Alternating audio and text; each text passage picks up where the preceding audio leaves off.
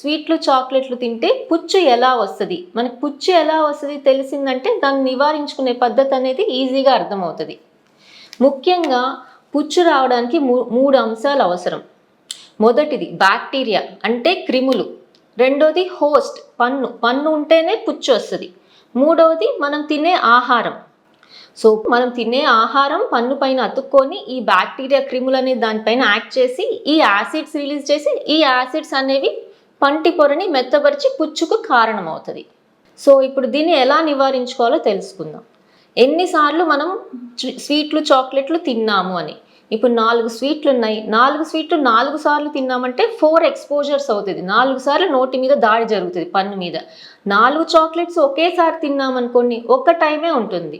So భోజనానికి మధ్య snack interval అది తగ్గించుకోవడము, ఎక్కువ టైమ్స్ కాకుండా ఒకే టైం ఎక్కువ స్వీట్స్ తీసుకున్నా పర్లేదు. పళ్ళు ఇప్పుడు తీసుకున్న వెంటనే పన్ను పైన అతుక్కుంటుంది ఫుడ్.